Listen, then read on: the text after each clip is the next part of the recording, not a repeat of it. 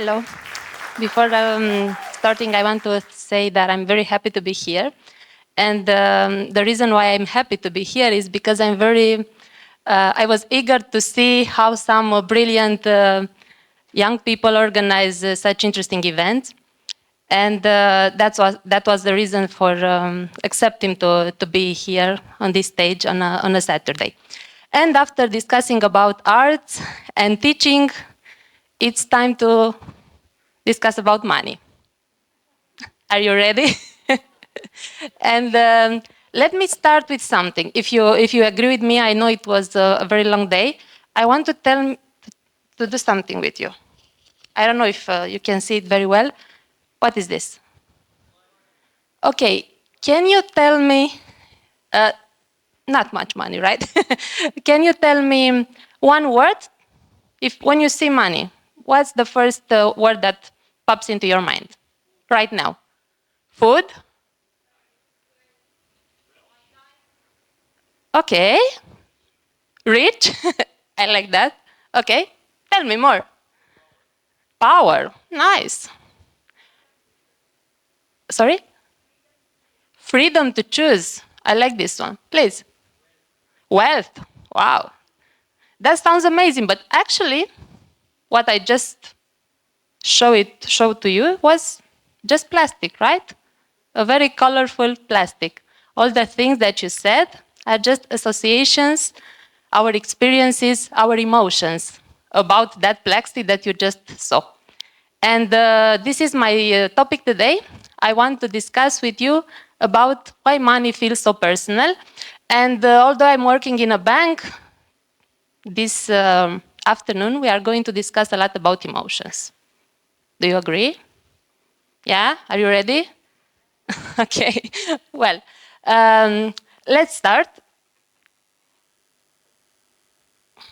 And because my first question was about a word regarding money, I want to tell you a story. When I was a kid, I always thought that people who had money was bad people. Is anybody here that believe the same?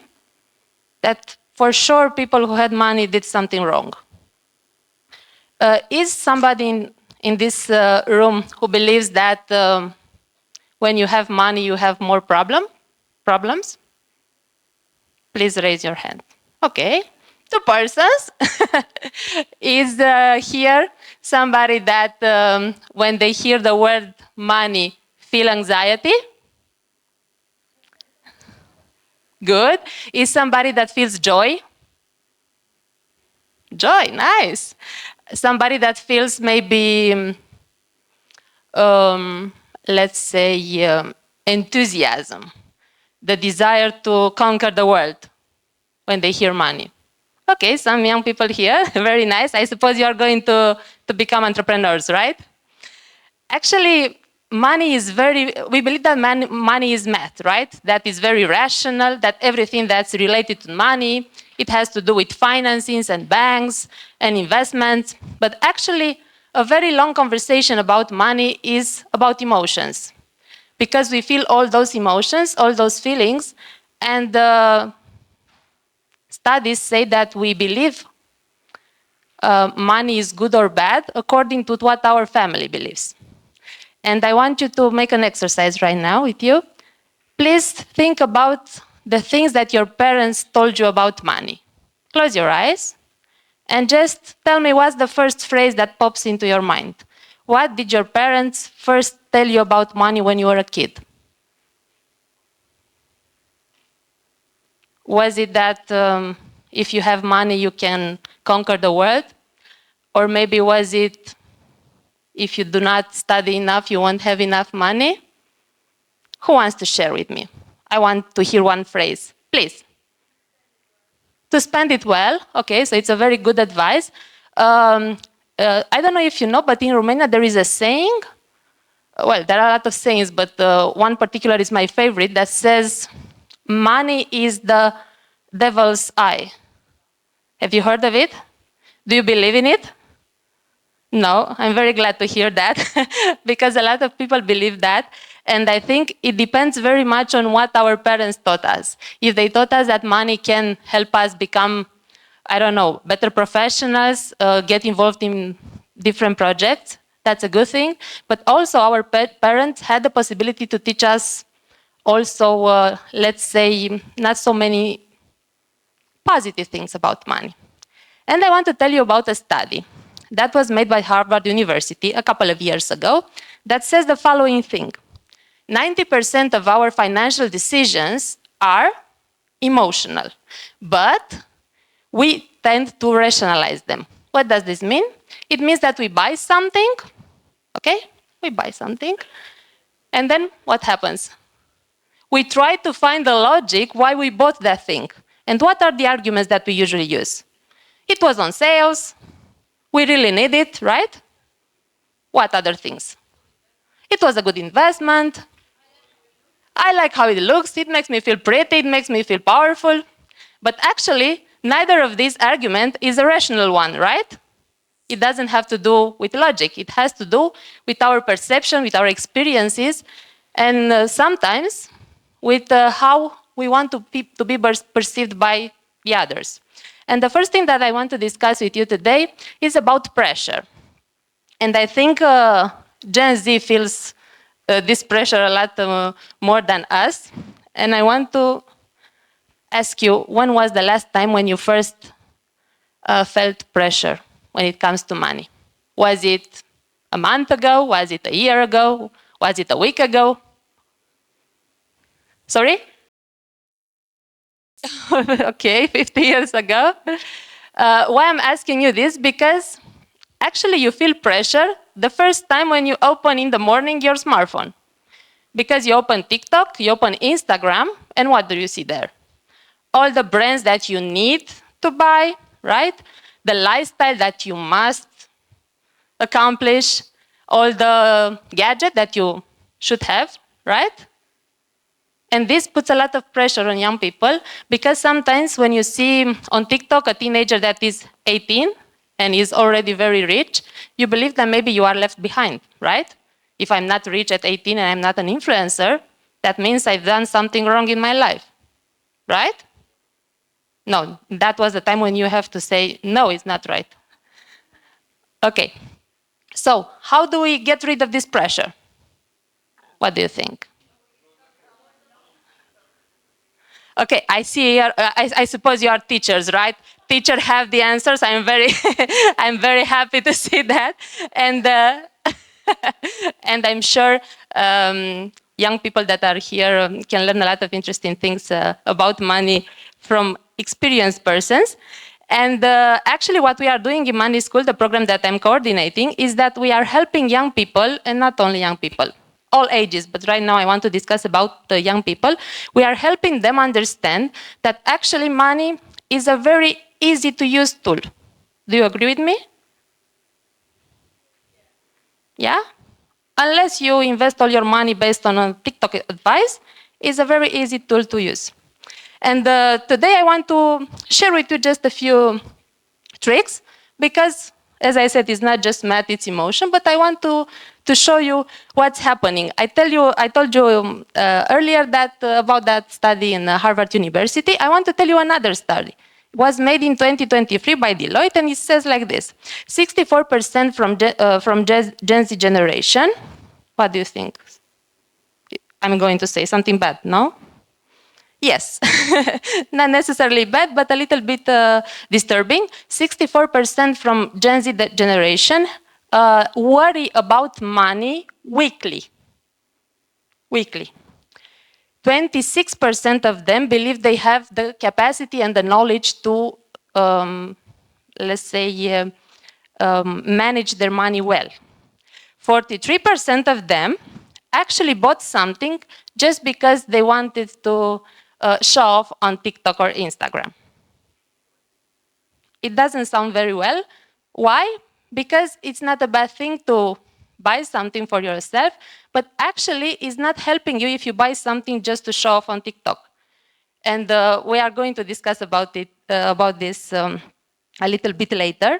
What I want you to ask you right now is, when you buy something, what's the first thing that comes into your mind? Okay, I'm in the mall, I'm going to buy that jacket, let's say. What's the first thing that you are saying to yourself?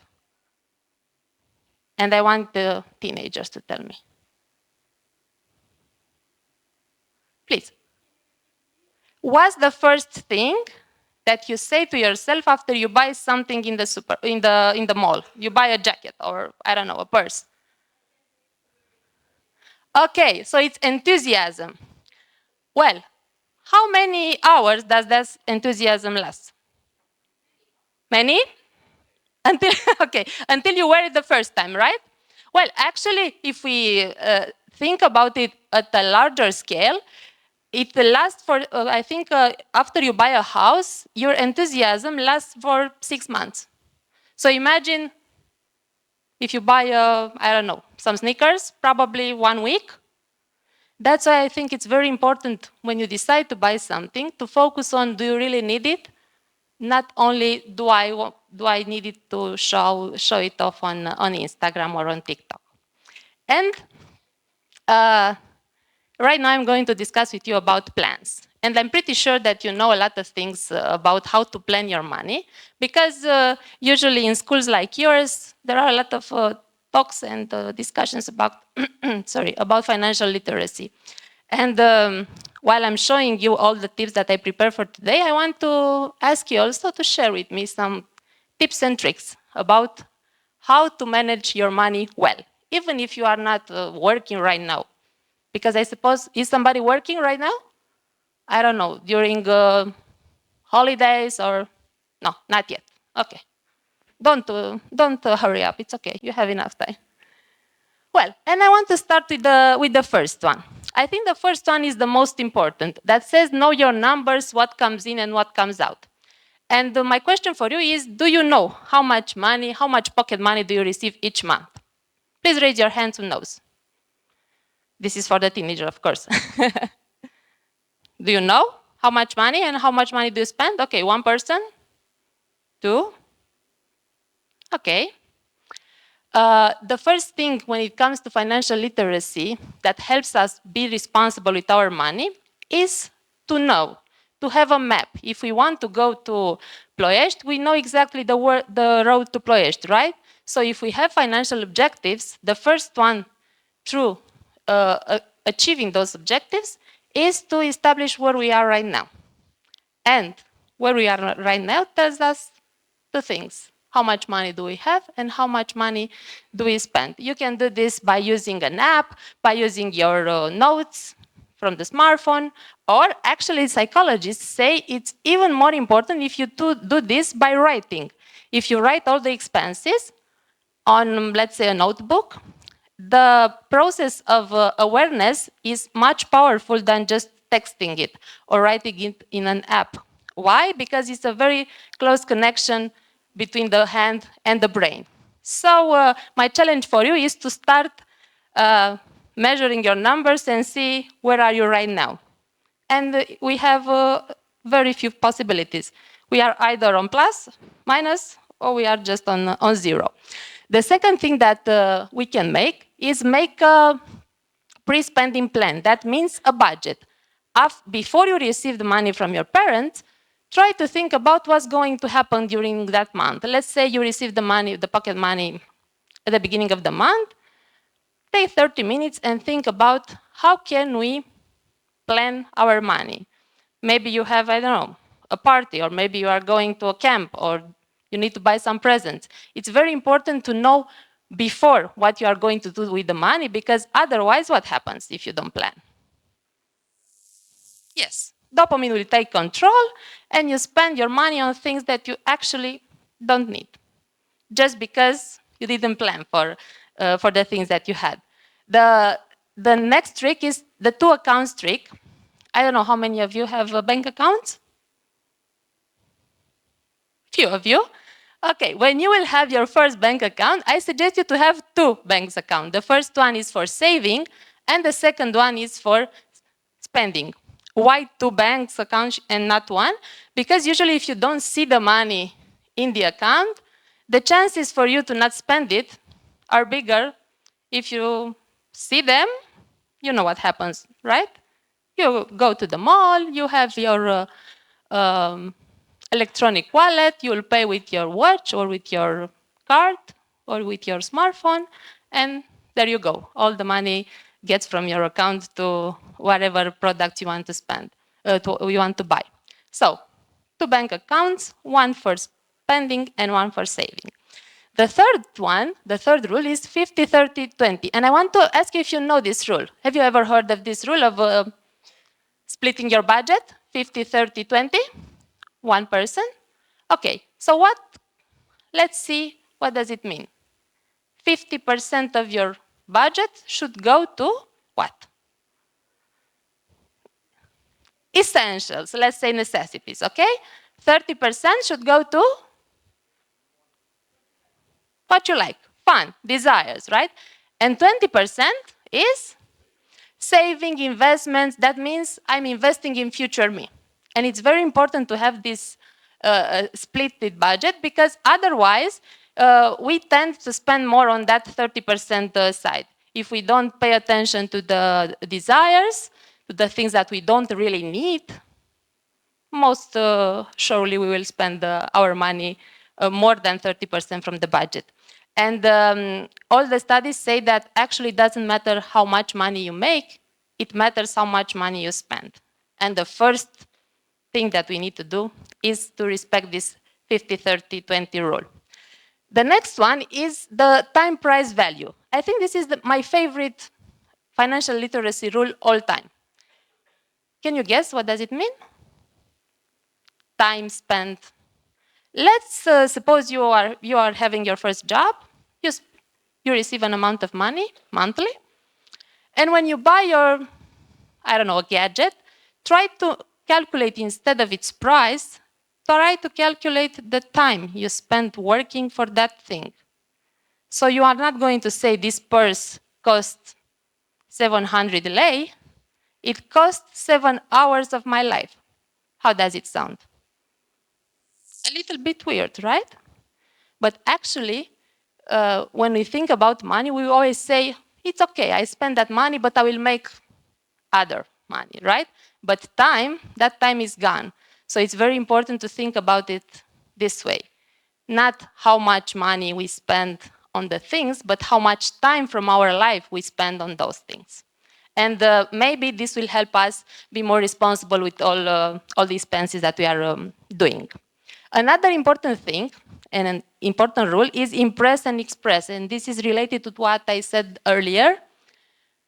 When you buy something, ask yourself, I'm buying this because I really need, because I want to express my personality, or I'm buying this because I want to impress somebody else.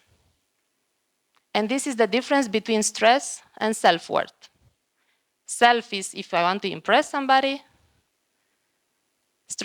and self-worth is if I want to do this because I want to express my personality. And it's very important, especially when you are a teenager, to make this difference. Another thing that I want to discuss with you, and I think it sounds a little bit weird, I know when I put this rule here, it's called sick day rule. Especially think about, I don't know, you have a headache or you have flu. Usually when we are very ill, we don't feel like spending things on things, right? We stay there, take our medicines, and rest.